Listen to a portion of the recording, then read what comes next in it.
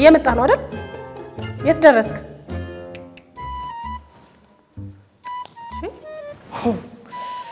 ጭራሽ በገዛጄ ታፍኜ ልሞት? ለነገሩ እኔ ነኝ እንጂ ጥፋተኛ። እሱማ ነግሮኝ ነበር። ያፍንሻል ይቅርብሽ ሲለኝ እኮ መስማት ነበረብኝ። የ40 ሺህ ብር ቤት በ10 ሺህ ብር። ይሄማ በነፃማ ያዋጣው እኮ። አተርፍ ባጉዳይ ማለት እንደዚህ አይነት ነው። ግባ። መጣ እንኳን መጣ። እንደፈራሁት አይደል? ታዲያስ ምንድነው ግን ይሄ ቤት? እኔ ምን አውቃለሁ እንዴ? ያፍናል ስትለኝ እኔ እንደዚህ መች መሰለኝ? በሌሊት ሲጣርጎ ሊገለኝ። ለነገሩ እኔን እንደሌሎቹ ደላሎች ጥሩ ነው ምናምን ብዬ አላስገባውሽም። እሱን አስብ። ቢሆንም ግን በዚህ ደረጃ ያፍናል ቤቱ ጭራሽ ለመኖር ይጨንቃል ብለህ ግን አልነገርከኝ እንዴ? ከ40 ሺህ ብር ታዲያ 10 ሺህ ብር የወረደው ለምንድን ነው? አረ ይሄ በነፃ የማያዋጣ ምን ቢቀርብኝ ይሻለኝ ነበር እንዴ? ቆይ እንደው ለለወቅ ምን መንፈስ ነው? እኔ ምን ሆነ አውቄው እንዴ? ይሄው መተኛት አይቻል፣ መቀመጥ አይቻል፣ ምግብ ማብሰል። ቆይ ያስጮውሻል? ምን ያስጮሃል? ብቻ ያንቃል፣ ያስጨንቃል እያልኩ መከራ ይሆናል። እኔ ቆይ የደላላ የከፈልሽኝን አልመለስም ታውቂያለሽ። ድሮም የደላላ ነገር አንተ የሚያሳስብህ የከፈልኩ ገንዘብ ነው። እኔ አንድ ሳምንት ሙሉ ነፍስ ውጪ ነፍስ ግቢ የኖርኩት ምን ልበል? አሁን ግን እሺ ውስጥ ነው መንፈሱ ያለው ወይስ ምንድነው? አንተ ትቀልዳለህ። ሁሉም ጋር አለ። በቃ ያፍናል። አሁን እኔ ራሴ ጭንቀት አጋባሽብኝ። እሺ አሁን ውጭ እንነጋገር። ለምን? እኔ አንድ ሳምንት ያደርኩት እያለሁ አንተ ለትንሽ ደቂቃ መቆም ከበደ? ቁም። እሺ ምንድነው የምትፈልጊው? ተረከበኝ። በቃ አሁን ይሄንን ቤት ተረከበኝ። በቃ እኔ መውጣት ነው የምፈልገው። ብሩም ቢሆን ባፍንጫ ይወጣ፣ ምንም አልፈልግም። በቃ ተረከበኝ። ታዲያ ተረከብሻለሁ። ታዲያ እኔ ወተን ነገር ረበስ እሺ እቃሽን ከጫንሽ ሌላው ነገር በስልክ እናውራ። በቃ እኔ አፈና አይደል?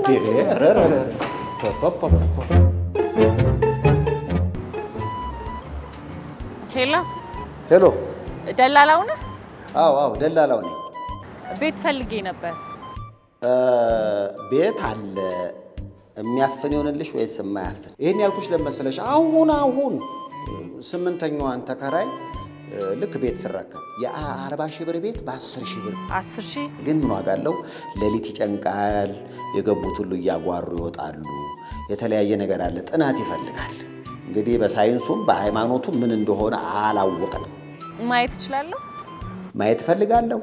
አዎ እኔም ቤት በተመለከተ አሁን ለጊዜው እጄ ላይ ያለ ነው እያልኩሽ ያለሁት እንጂ ባትገቢበት ጥሩ ነው። አይ ችግር የለውም። ዋናው ማየቴ ነው። ለይና ከዛ በኋላ ወስናለሁ። እየነገርኩሽ ጥሩ አይደለም። ሰው ሁሉ እየጮኸ ነው የሚወጣው። በቃ እሱም ቤት ነው እንደውም ማየት ፈልገው። ነፍስ ያስጨንቃል ነው እኮ የሚሉት። ግድ የለህም በቃ አሳየኝ። እሺ እንደዛ ከሆነ ነይ አድራሻው ልላክልሽ። እሺ ታይዋለሽ። አድራሻው ልክልሻለሁ። ነይ ምን አይነት መከራ ነው የገባሁት? ወይ ይሄ ስራ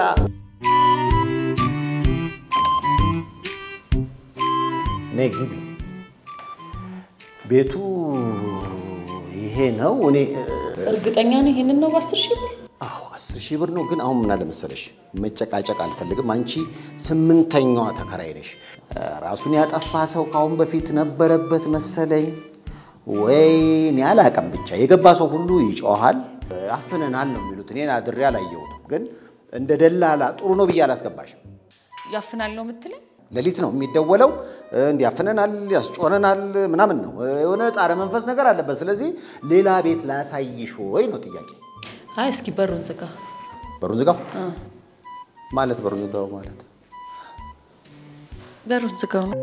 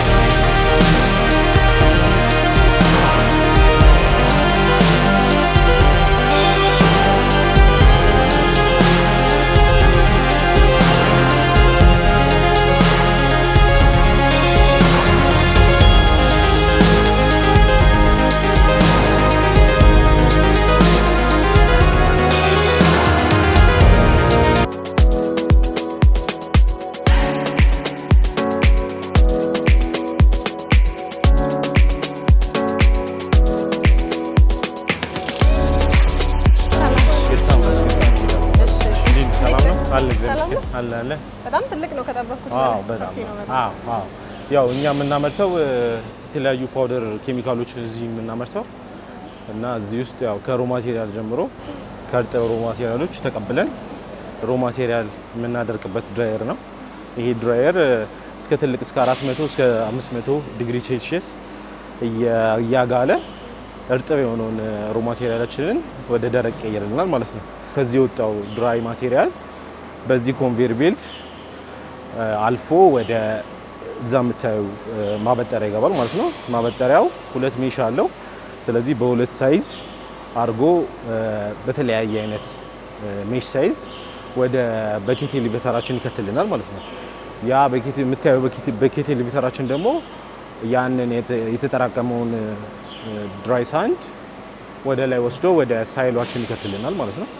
እነዚህ ሁለቱ የምታያቸው ሁለት አይነት ለሁለት ሮ ማቴሪያል የምንጠቀማቸው ሳይሎች ናቸው። እነዚህ ሳይሎች ውስጥ የተጠራቀመው ደግሞ ሮ ማቴሪያል በእነዚህ በምታያቸው ስክሩ ኮንቬየሮች ወደ ዌይንግ እየገባ በአውቶማቲክ ሚክሰራችን ታዞ በአውቶማቲክ ሚክሰር ላይ ባስቀመጥነው ፎርሙላዎች ታዞ ከዛ እየወሰደ ወደ ዌይንግ ሁፐራችን ያስቀምጥልናል ማለት ዌይንግ ሁፐር ይባላል። ያኛው ከመጣልን በኋላ እዚህ ላይ ነው ፎርሙላውን እንትን የሚለው ማሽኑም ዲተርማይን የሚያደርገው። እኛም ደግሞ እዚህ ላይ ነው የተለያዩ ኬሚካሎች የምንጨምረው። ወደ ሚክሰራችን የከተተልንን ኬሚካሎች ሮ ማቴሪያሎች ሚክሰራችን ደብል ሻፍት ሚክሰር ነውና እሱ ሚክስ አድርጎ ሁሉንም ሚክስ አድርጎ ከጨረሰ በኋላ በተሰጠው ሚክሲንግ ታይም ከጨረሰ በኋላ ወደ ፊኒሽ ፕሮዳክት ሁፐራችን ይከትልናል ማለት ነው። ፊኒሽ ፕሮዳክት ሁፐራችን ከከተተልን በኋላ አውቶማቲክ ስለሆነ ሌላ ስራ ይጀምራል ማለት ነው። ስለዚህ ባች ትራንስፈር ያደርግና ሌላ ስራ ይጀምራል። ይሄ ፓክ የተደረገ ሌላ ይመረታል ማለት ነው። በመሃል ጋፕ አይኖርም። እዚህ የተቀመጠው ያለቀው ፊኒሽ ፕሮዳክታችን ደግሞ በዚህ በፓኬጂንግ ማሽናችን በተለያየ አይነት የፓኬጂንግ ሳይዝ ፓክ የተደረገ ይወጣል ማለት ነው። ጥሬ እቃዎች ጀምሮ እንግዲህ በአንድ በተያዘ ማሽን እስከ መጨረሻው ድረስ ፓክ ተደርጎ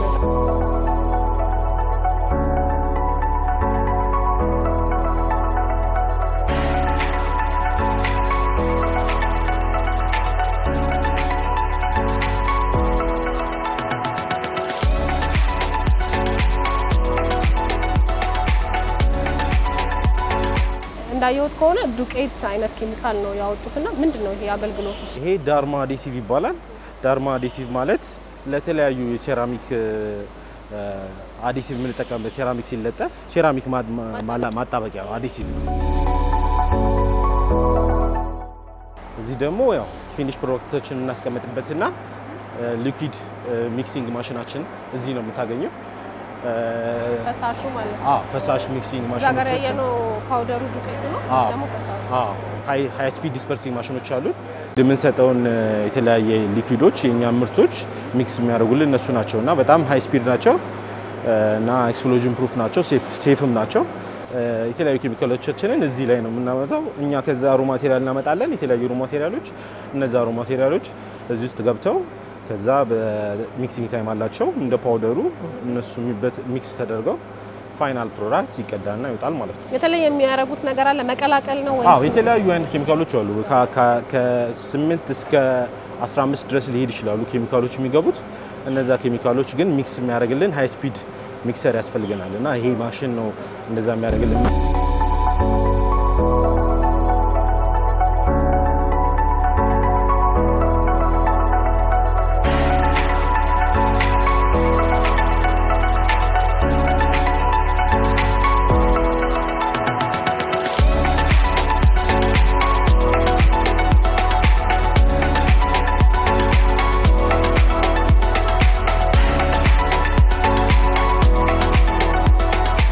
የግሬስ ኮንስትራክሽን ኬሚካል ማምረቻ ከሚያመርታቸው አንዱ የውሃ ስርገት መከላከያ ኬሚካላቸውን ምክንያት አድርገን ወይንም እሱን ተከትለን ነው እዚህ ፋብሪካቸው ድረስ የተገኘነው። እዚህ ከመጣው በኋላ ያየሁት ነገር ግን እጅግ በጣም በርካታ ለግንባታ የሚያገለግሉ ኬሚካሎችን እንደሚያመርቱ ነው። እንደነገሩኝ ከሆነ ከ14 በላይ የሚሆኑ ለግንባታ እገዛ የሚያደርጉ ግንባታን የሚያፋጥኑ በጣም በርካታ ጥቅም ያላቸውን ኬሚካሎች እንደሚያመርቱ ነው የታዘብኩት።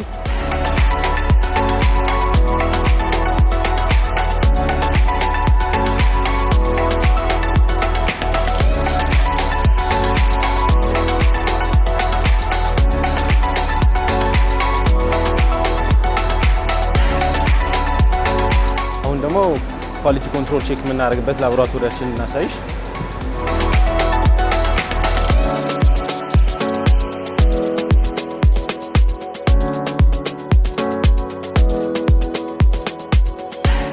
አጠቃላይ ለዚህ ላቦራቶሪ ውስጥ ቼክ የምናደርጋቸው ነገሮች አንደኛ የምርቱ ጥንካሬ፣ ሁለተኛ ኮቲንግ ሲስተም ወይም የሚቀቡ ምርቶቻችን ምን ያህል ኮስት ናቸው ወይም ታሽነታቸውን ቼክ እናደርጋለን፣ ጥንካሬያቸውን ቼክ እናደርጋለን። ምርት ብቻ አይደለም እዚህ ቼክ የምናደርገው ራው ማቴሪያል ከሳፕሎሮችን ስንቀበል ቼክ አድርገን የኛን ስታንዳርድ ያሟላል ወይስ አያሟላም ብለን ካላሟላ እንመልሳለን።